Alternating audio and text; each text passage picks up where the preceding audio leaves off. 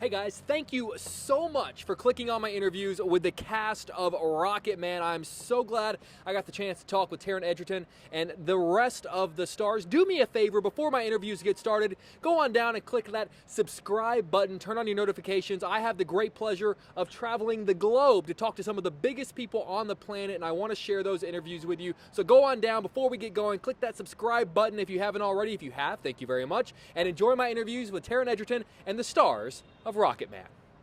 Good to see you again, my friend. It's great to see you. So imagine if you could go back and tell 17-year-old Taron, who is about to audition for drama school with your song, how this would all turn out. What would you say to him, and what do you think he would have said back? I don't know. I mean, I think I would. Do you know what I wouldn't tell him? Because, you know, there's interesting things that can happen. The butterfly effect. The butterfly effect. Yes, it's a very real thing. So I probably wouldn't tell him, and I doubt he'd believe me. But I love I love that little bit of synchronicity, if that's the right word. You know, that little bit of life and art colliding. Yeah. It does feel for a long time like the sort of the cosmos has been pushing me towards. Like you auditioned for drama school with an Elton John song. I know. And here I am 12 years later, and I'm playing him. That's you. I know. That's incredible. Honestly, it's a great trivia fact, man. And you deserved it. Thank you. When I first heard you guys were going to be making this movie, my first thought was, I can't wait to see how they do Tiny Dancer, which is one of my all-time favorite songs. Yeah. When you were about to start production, what was the one song you were most anxious to shoot, that you were most excited to go, I can't wait till we get to that one? Your song. Why? Because it's stunningly beautiful. It's one of the songs in the movie that I do live, because it's a very intimate moment, and there was no real technical justification for not doing it live like there is with a big dance number or whatever. And I love the way it's placed in the film. Your song is a celebration of Elton and Bernie's relationship and this incredible bit of creative alchemy that happened in 1969, 70. And it's about, this song is for you. They're saying that to each other. This is our song, and it's for us, and it's for you. And I love that moment in our film. My favorite lyric from that song is, just for a moment, he goes, but then again, no. Yeah. It's almost like you're just hearing him talk. And, he starts to come up with something. And in the movie, what I try and do is, because he laughs in the recorded track. So what I do is, it's obviously the first time I'm reading it, so I try and make it that he laughs. He's sort of laughing because it's the first time he's. Anyway, I noticed that because I love that line. I love that bit of the song. Obviously, one of the stories coming out of this movie is that you actually sing. Yes. Which is incredible because you have an amazing voice. Thank but for you. a lot of people that take on roles that where the character sings, being able to sing is not a prerequisite. No. If you couldn't sing, would you still have taken this part? I would have found it less appealing. Why?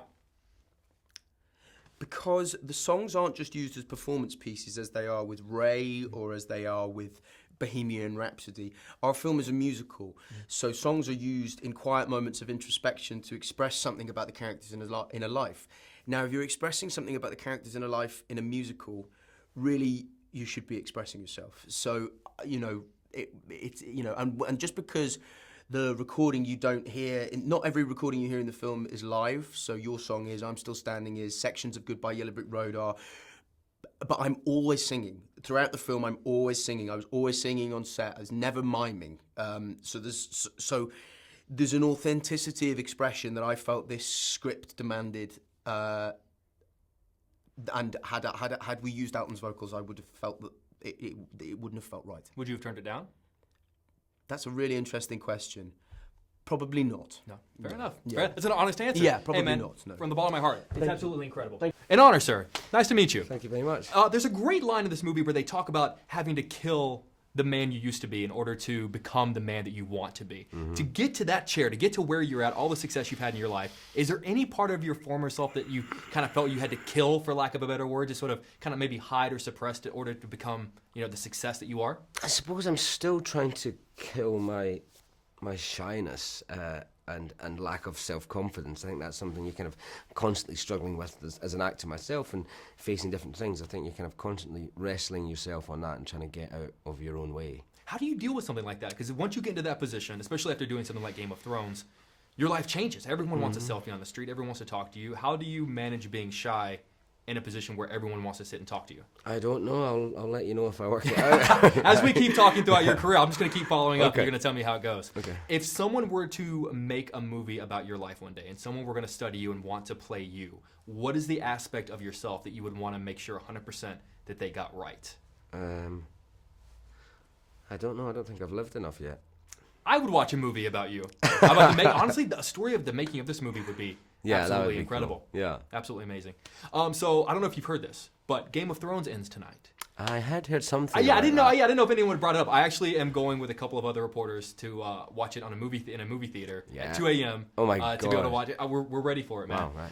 But obviously we lost Rob very early in the series. But what is an awesome scene or sequence that came after the Red Wedding that you would have liked to have been a part of? I loved the big battle at the end of the last one. I loved all the battle sequences. Yeah. There's nothing, you don't feel ever as cool as a sword in your hand on a horse galloping across a snowy field. Like, that's quite cool. That's it. Even if you can't ride a horse, you look good. They put it in slow motion. It looks Oh, fine. you look great. I would have liked to have seen Robb Stark in the Battle of the Bastards. Right, okay. That would have been really cool. Right. This is one of those movies that I love all of his songs. I grew up on, my parents introduced me to all of his music. But now having seen this movie, there are so many of them that I feel like I'm going to look at differently from the different perspective and viewpoint. What is the song from Elton's discography that is most changed for you having now done this movie? I understand your song in a different way. How after so? watching this. Well, just because the storytelling element of it and this love story that in our film is depicted one way between Bernie and Elton. I mean, there's lots of miniature different love stories through it, and that is a huge moment that I see two people with huge amounts of love and affection for each other, and how we told that story of that song, I found very moving. Yeah, it's beautifully done, and actually that's actually the song that I now look at a little bit more differently. Yeah. Whenever I get excited to meet someone, I just almost overthink how I'm gonna. What's the first thing I'm gonna say to them? How am I gonna sit down and introduce myself? I get start talking like crazy. Whenever you found out you were gonna get to meet Elton, did you prepare yourself? Did you prepare what's the first thing you're gonna say, or was it pretty natural? No, it was natural. It was just slightly scared, and then as the second you meet him, he disarms you completely, and you're very kind of calm, and he's very generous and interested in you and kind. Was there something about him that surprised you, that was different than what you thought he was going to be? How shy he is. Yeah, he's actually a very shy, quiet man. You see him in these huge costumes, but actually he's a very kind of shy man. Which I feel like, obviously going full circle with this interview, we get you can on. relate to a little bit. Hey man, I'm a big fan, and hopefully I didn't come at too bombastic. No, but wonderful. Really, you're a great guy, and the performance is incredible, and the movie's incredible. Thank so you seriously, very thank much. you so much for your time. Thank you really very an honor, much. man. Thank you Cheers. very much. Have a great day. You too. Good to see you again. Good to see you too. So much of this movie is about how, for better or worse, your parents can very much craft who you are in life and how things sort of hit you or bounce off of you. In the best way possible, in what way did your parents most affect who you are and who you became? So that's a great question, because some of the questions that I've been asked, Sheila, Elton's mother, it was a very toxic relationship. Really had a hugely negative impact on him.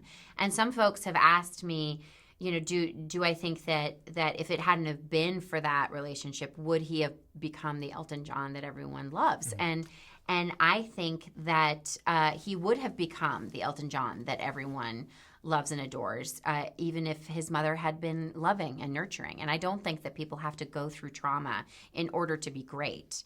And so what I would say is that with my parents, I didn't experience any kind of trauma. They were incredibly supportive.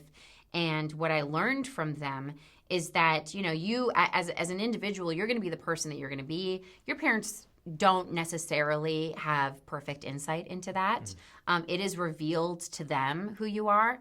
But if you can allow the space for your child to show you who they are, and that you can discover that and have curiosity as opposed to projecting something onto them, they can grow up and feel empowered and self-confident and have self-esteem and go on and do all the stuff that they're going to do. And that's really what my parents gave to me.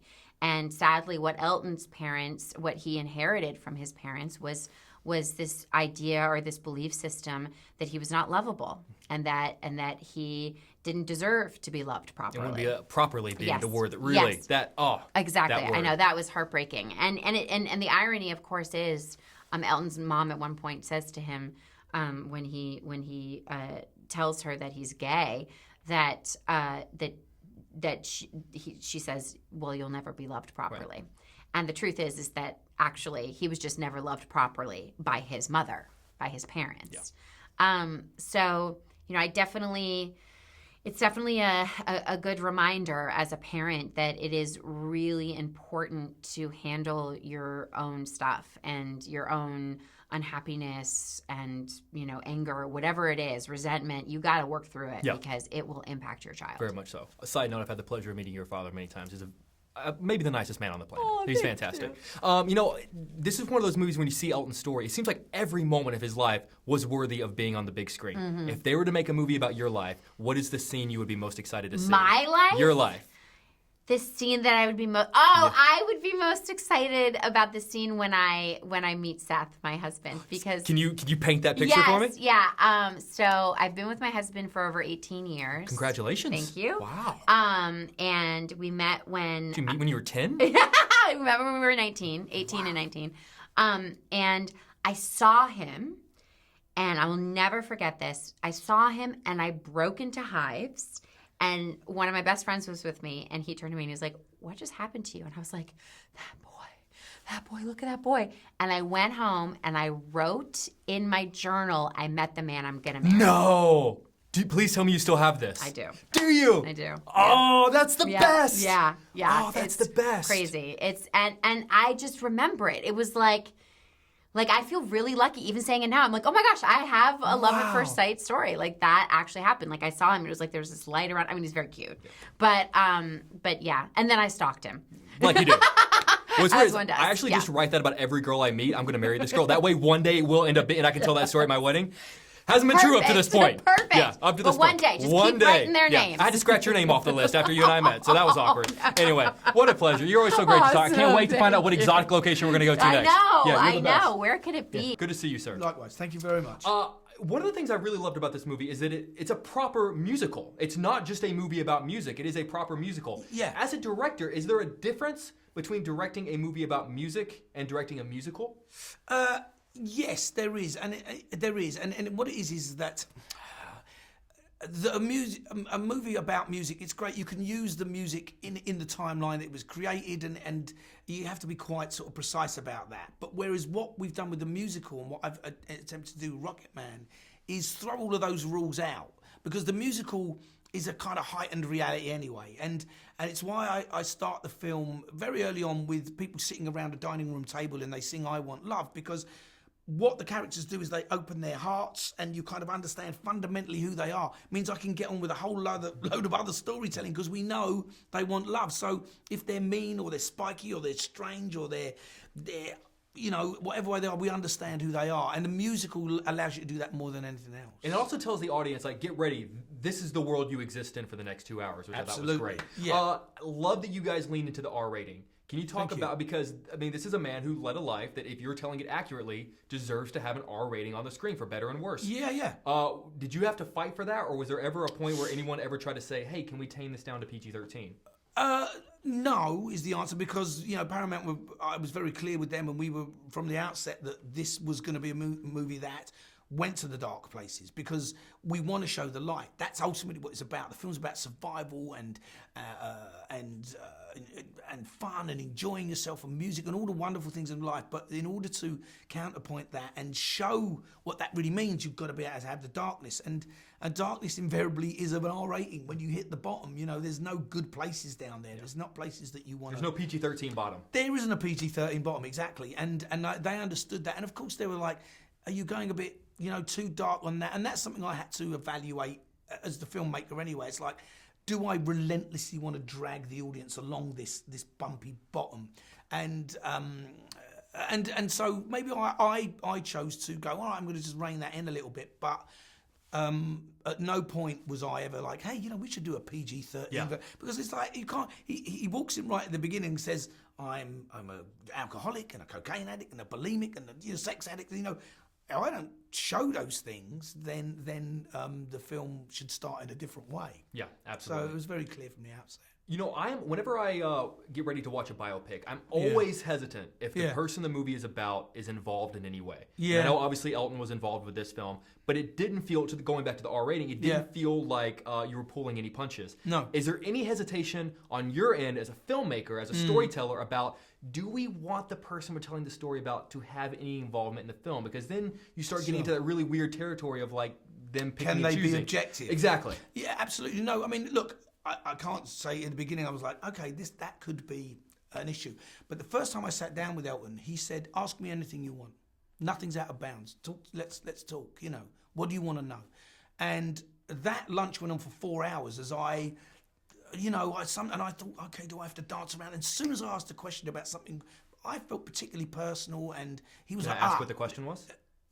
I can't really go into detail. Fair enough. But my point is more that he went, yeah, let me tell you about that. There was this thing, and he laughed about it and kind of revealed something about it. I was like, wow, that's really quite funny, but revealing. But I think he's so far removed from that person now, and he's always lived his life kind of out there. That's what the film sort of plays with as well, that I realised it was okay. Whatever I wanted to tackle, whatever the script was talking about, he was all right with it, and he was like, do it the best it can be. Don't worry about what I'm going to say, because I'll tell you when I think it. And, you know, he sat, watched the movie, and he cries. And that's, the truth is about his emotion.